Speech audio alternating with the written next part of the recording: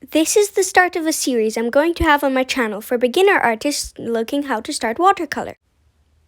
There will be a few videos explaining the basics of different watercolor sets, papers, techniques, and the differences between types of paint at all. The first part will be about what watercolors really are, why they're different from other paints, and with which ones to get started. So let's get on to the video. Watercolors are a type of translucent paint. It's a colored pigment in a water-soluble solution, which means it can dissolve in water. Oil paints are different, in which they aren't water-based and they don't have the same qualities as watercolor because of it. Think of acrylics as a middle ground between oil and watercolor. It can be added to water but isn't as thin or watery as watercolors. People like watercolors because of their special qualities, like being able to make the color brighter or duller using water and them drying quickly.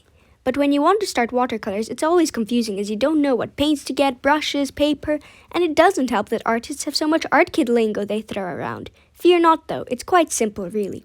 So, what do you need to start watercolors?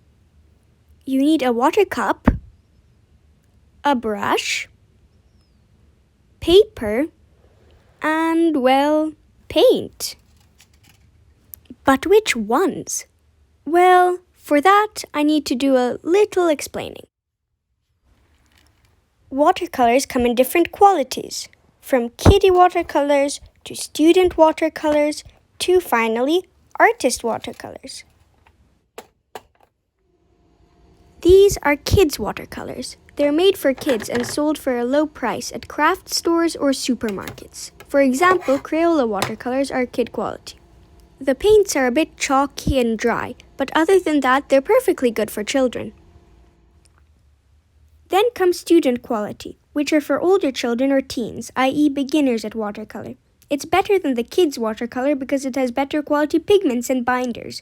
Binders are things that make the paint stay together and stick on the page.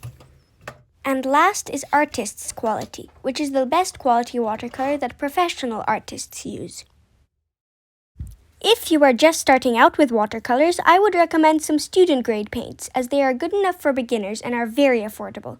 Most brands of watercolor even have an entire student line of paints, so you're set. Some recommendations I have for specific student-grade paint sets are Winsor & Newton's 12-color Cotman Watercolor Sketchers Pocket Box. Prima Marketing Watercolor Confections, the classics, with 12 colors shown here. Koi's Watercolor Field Sketch Box with 18 colors which comes with a water brush. These are all really great starters and all are roughly under $25 or £19. I wouldn't recommend ever getting a set with more than 24 colors, as watercolors can and should be mixed. 72 colors, all that is overkill. Paper, however, well, all art kids know that paper has more to it than meets the eye. Trust us. The thickness of the paper is measured in GSM. GSM stands for grams per square meter, which in turn means how many grams a square meter of that paper weighs. The average printer paper or copy paper, for example, is normally between 70 and 100 grams per square meter. But watercolor needs much thicker paper, as watercolor paper needs to absorb more water than usual. So watercolor paper needs a much higher GSM in turn. Normally, you need paper that's around 300 GSM or even more for watercolor paper. I don't recommend any specific brands, but here are the ones I use. Pause the video if you would like to see the specific brands and makes. But that's not all. There's also 3 different types of watercolor paper. The 2 main types of paper are hot press paper and cold press paper. There's also rough paper, but we don't need to worry about that for now. Cold press paper is pressed into sheets at a cold temperature, and the hot press paper is pressed into sheets at a warm temperature. What's the difference between them, though? Hot press paper has a smooth surface. The colors show up brighter on the paper, and it is less absorbent than cold press paper, meaning that you have more time to play with the paint before it soaks into the paper. Cold press paper, however, has a textured and bumpy surface, and colors appear flatter on it because of set texture. It's more absorbent though, although that means slightly less time to mess with the paint before it soaks in. It's generally good for all watercolor paintings. Not many people use rough paper, but essentially it's just very textured watercolor paper.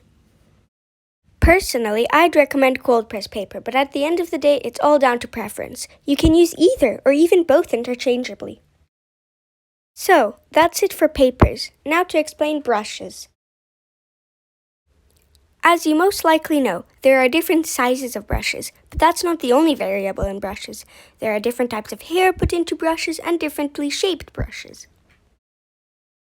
First, let's do the different shapes of brushes. There's a round, a flat, a bright, a filibert, a fan, an angle, a mop, and a rigger. I know the names are odd, but if you want to learn watercolor, you'll have to remember a few of them. They all have different uses. The round brush is by far the most common, being a standard brush. The flat brush is also quite common and is used for spreading paint quickly and evenly over a surface. The bright brush is a shorter version of the flat and is used for thicker strokes.